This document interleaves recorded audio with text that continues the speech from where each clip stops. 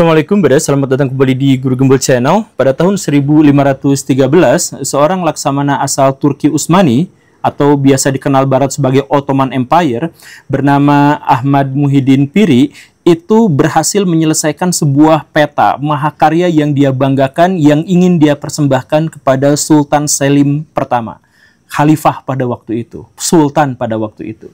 Tetapi entah bagaimana ceritanya, peta yang menjadi mahakarya itu nampaknya tidak dilirik atau tidak digunakan oleh Sultan Selim. Kita tidak menemukan ada catatan terkait dengan ekspedisi Turki Utsmani ke satu tempat, baik militer maupun sipil, yang dihubungkan dengan peta itu. Jadi nampaknya peta itu menjadi pajangan dan kemudian disimpan di perpustakaan dan sepertinya ya sudah diabaikan begitu saja.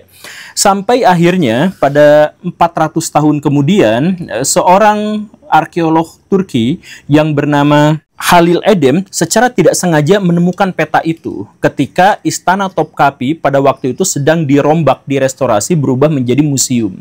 Ketika dia menemukan peta itu, dia kaget luar biasa karena ada informasi-informasi yang seharusnya tidak ada di peta itu, tetapi justru ada. Apa itu? Peta itu menggambarkan tentang sebagian benua Amerika, sebagian benua Afrika, sebagian Eropa, dan ada satu benua yang sangat misterius yang kemudian diidentifikasi sebagai Antartika. Apa masalahnya di situ? Masalahnya yang pertama adalah bahwa benua Antartika baru ditemukan pada tahun 1800-an. Oleh seorang pelaut dari Inggris yang bernama James Cook. Artinya, peta ini dibuat 300 tahun sebelum Antartika ditemukan. Jadi, misterinya adalah bagaimana ceritanya ada sebuah peta yang menggambarkan objek yang objeknya itu baru ditemukan 300 tahun kemudian. Ini sebuah kejanggalan. Kejanggalan yang lebih anehnya lagi itu adalah bahwa peta itu menggambarkan relief-relief pantai, baik itu tanjungnya maupun teluknya. Sedangkan kita mengetahui sekarang bahwa Antartika itu tertutup oleh es. Sebagian di antara pantai-pantainya bukan hanya tertutup es, tapi tertutup dinding es yang ukurannya sampai berkilo-kilometer. Nah, jadi bagaimana ceritanya ada orang yang bisa menggambarkan secara detail relief-reliefnya kalau zaman sekarang saja tidak terlihat, kecuali dengan teknologi yang sangat canggih. Jadi sekarang ketutupan sama es. Masalah yang berikutnya itu adalah peta Antartika itu demikian detail, demikian jelas, akurat, dan presisi, bahkan sampai memperhitungkan lengkung bumi.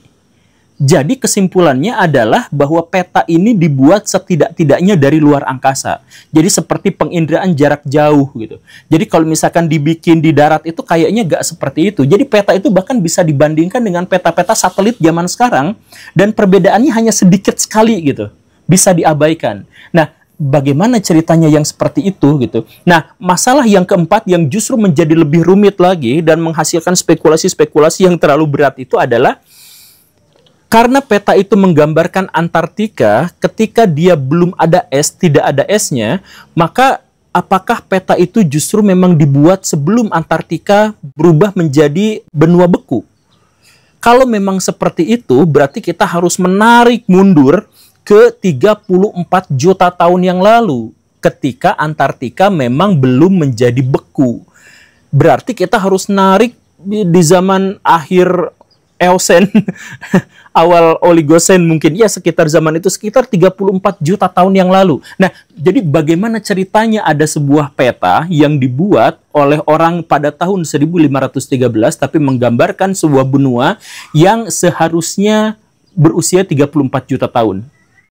Nah, maka para peneliti generasi awal yang melihat peta ini langsung berkesimpulan bahwa pasti ada peradaban besar di belakang kita. Pasti ada sebuah peradaban besar yang pernah hidup di bumi dan menghasilkan teknologi yang canggih yang mampu menciptakan segala sesuatu yang berhubungan dengan penginderaan jarak jauh, wahana-wahana yang sudah maju dan sebagainya, yang pernah hidup di bumi dan sekarang sudah tidak ada lagi. Peradaban itu peradaban apa? Dan apakah kesimpulan itu terlalu sembrono? Simak videonya sampai tuntas, yuk kita bahas.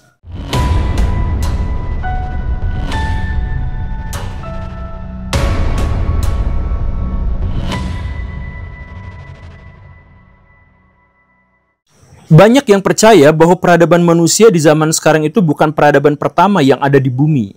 Dan pernyataan itu bukan hanya diungkapkan oleh orang-orang awam seperti kita, tetapi beberapa ilmuwan, banyak ilmuwan bahkan punya pendapat yang seperti itu. Salah satu argumentasi paling dasarnya itu adalah tentang gap waktu antara awal mula kemunculan bumi dan awal mula kehidupan berada dengan munculnya teknologi canggih. Coba sekarang Baraya hitung kurang lebihnya seperti ini.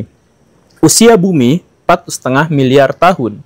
2/3 dari waktu itu, bumi dihuni oleh kehidupan. Kehidupan yang beraneka ragam, yang macam-macam dan lain sebagainya. Nah, kalau kehidupan sudah ada sejak miliaran tahun yang lalu kenapa peradaban canggih baru muncul sekitar 8.000 tahun yang lalu ketika manusia ada?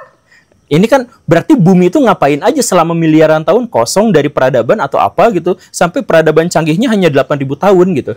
Kan ini masalahnya juga munculnya seperti ini. Kalau kita ngambil teori evolusi bahwa manusia itu mulai berperadabannya sekitar 8.000 tahun yang lalu, dan sekarang hampir punah misalkan ya gara-gara perubahan iklim dan sebagainya, oke lah.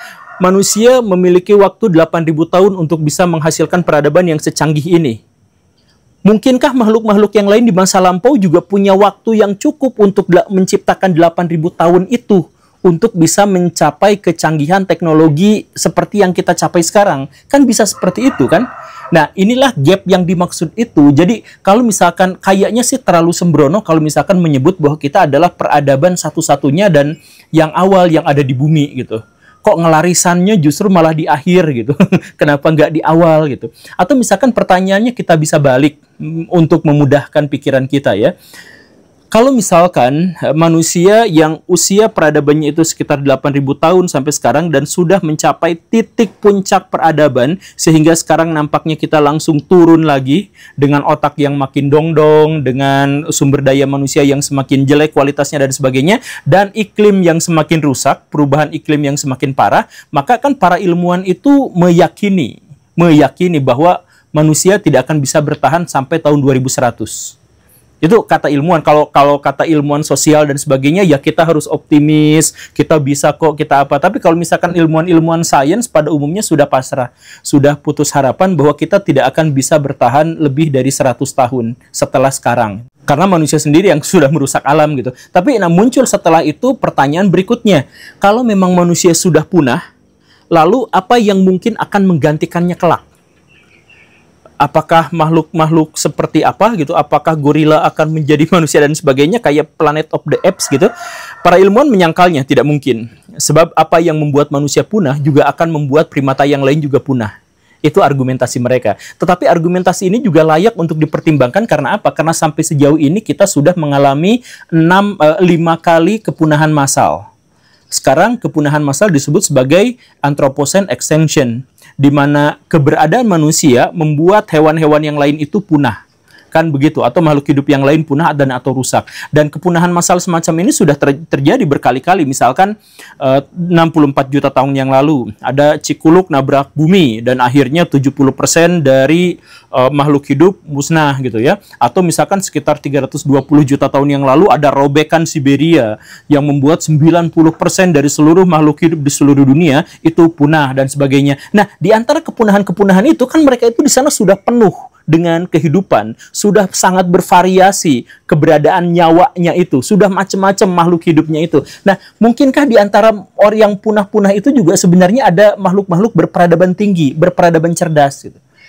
Tapi kan seharusnya ditemukan fosilnya, tidak Baraya. Jadi untuk makhluk hidup menjadi fosil itu perbandingannya adalah 1 berbanding 1 miliar. Jadi kemungkinannya terlalu sulit. Ditambah lagi adalah kalau misalkan kita berbicara tentang artefak, misalkan ya artefak canggih itu kan sebenarnya tidak akan bisa bertahan selama lebih dari 1 juta tahun gitu.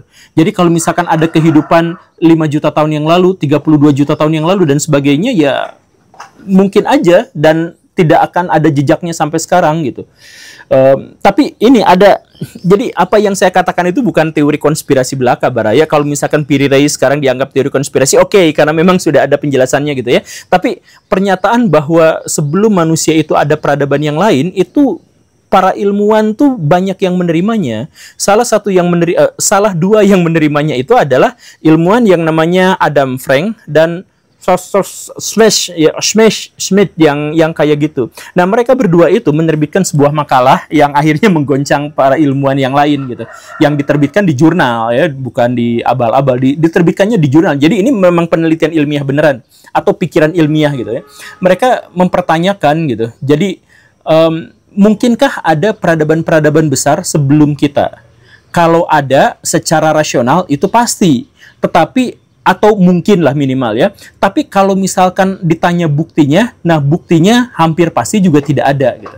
Jadi secara empiris tidak ada, tetapi secara rasional bisa ada. Bahkan dua ilmuwan tadi itu sampai menyebut bahwa makhluk-makhluk berperadaban tinggi di masa lampau itu namanya Silurian. Ya terinspirasi dari film sih sebenarnya, mereka ngasih namanya seperti itu. Tetapi penelitian atau pertanyaan mereka itu adalah pertanyaan yang ilmiah gitu. Dan diajukan di jurnal. Dan ini juga sebenarnya bisa dicocokkan dengan kepercayaan-kepercayaan agama. Jadi agama-agama besar di dunia ini juga kan punya cerita yang sama. Misalkan dalam Islam, sekarang ada peradaban yang dimulai dari Nabi Adam gitu ya, kemudian Nabi Idris, Nabi Nuh, Nabi Soleh dan sebagainya sampai sekarang, kemudian nanti kiamat. Dipercaya setelah kiamat itu bumi akan terbentuk lagi, kemudian diturunkan Adam yang baru lagi, kemudian peradaban manusia berkembang lagi, kemudian nanti kiamat lagi. Dan sebelum kita itu juga ada Adam-Adam sebelumnya gitu. Sampai ada seorang sufi yang menyebutkan sudah ada 50.000 Adam sebelumnya gitu. Jadi kan seperti itu siklus ya. Kalau dalam Kristen, dalam Yahudi saya tidak menemukan secara eskatologis, tetapi misalkan dalam Hindu, dalam Buddha itu justru menjadi tradisi sakral buat mereka, kepercayaan sakral buat mereka, bahwa sekarang zaman Kali Yuga, misalkan setelah zaman Kali Yuga itu nanti hancur berantakan, ada Kalki Avatar, berantem begini-begitu, tapi nanti bumi dipulihkan kembali dari awal lagi kehidupan, sampai hancur lagi, begitu seterusnya. Dalam Buddha juga seperti itu. Nah, jadi apakah tradisi-tradisi keagamaan seperti itu juga mendapatkan ilham atau informasi dari satu berita yang tidak ditemukan secara empiris, tapi cocok dengan realitas gitu? Mungkinkah seperti itu? Dan kalau mungkin seperti itu, apakah peta Piri Reis ini menjadi salah satu buktinya? Saya katakan tadi bahwa Piri Reis Map itu sebenarnya sudah ada penjelasan yang lebih rasionalnya, lebih logis, lebih empiris, dan seterusnya. Dan nampaknya sudah tidak terlalu lagi menjadi misteri. Tapi sampai sekarang lebih banyak misteri-misteri yang lain juga, yang mau sudah terpecahkan atau belum, tetap mengulik pikiran-pikiran kita terkait dengan apa yang terjadi di masa lampau. Kita misalkan menemukan reaktor nuklir di Gabon yang usianya 2 miliar tahun, atau limbah nuklir di sana. Nah, emang ada makhluk cerdas yang bisa bikin reaktor nuklir di tahun itu? Tapi kan ada sekarang limbah nuklir radioaktifnya usia 2 miliar tahun itu ada. Kemudian kita juga misalkan menemukan sesuatu yang aneh, yaitu Paluxy River footprint. Baraya tahu? Jadi ini juga sebenarnya ada teori-teori konspirasi, tapi dalam Paluxy River footprint itu ada jejak tapak kaki dinosaurus yang sudah menjadi fosil, tapi di sebelahnya itu ada jejak tapak kaki manusia yang nampaknya mereka berjalan beriringan, sama seperti Kong bawa-bawa simu gitu atau manusia lagi bawa dinosaurus sebagai hewan peliharaannya gitu. Ya, hanya terlihat jejaknya seperti itu, tetapi kan jangan-jangan ada makhluk di zaman dinosaurus yang secerdas itu, secerdas berperadaban manusia. Jangan-jangan seperti itu gitu kan. Kemudian ada teori, ada misteri yang lain, misalkan batu Sacsayhuaman. Tahu ya, Baraya, Sacsayhuaman yang di Peru itu kan sebenarnya batu yang dibuat dengan teknologi yang super canggih, saya pikir. Atau misalkan kemudian ada struktur-struktur di dasar lautan gitu ya, ada Bemimi Road dan lain sebagainya, kemudian juga ada Nazca Line dan sebagainya, yang menunjukkan kayaknya ada makhluk-makhluk berperadaban tinggi di masa lampau yang jejaknya pada akhirnya masih kelihatan gitulah, sedikit banyaknya masih kelihatan gitu. Apakah itu benar atau sekali lagi ya, misteri-misteri yang saya jelaskan tadi itu mungkin sebagian besar sudah tidak lagi jadi misteri lagi. Tetapi bahkan ketika mereka semuanya sudah terbantahkan, itu tidak membantah kemungkinan bahwa ada makhluk lain berperadaban cerdas sebelum kita. Apakah kita harus menunggu beberapa tahun kemudian sampai akhirnya kita mencapai sebuah teknologi di mana kita bisa mengetahui apa yang terjadi di masa lampau? Kita tidak tahu. Tapi yang jelas ini kita gunakan untuk merekayasa dan merangsang otak kita agar terus-terusan berpikir dan berimajinasi, agar kita otaknya menjadi lebih aktif, dan lebih bisa bercengkrama dengan ilmu pengetahuan. Terima kasih karena sudah menyimak. Saya Guru Gembul. Assalamualaikum warahmatullahi wabarakatuh. Silahkan mikir.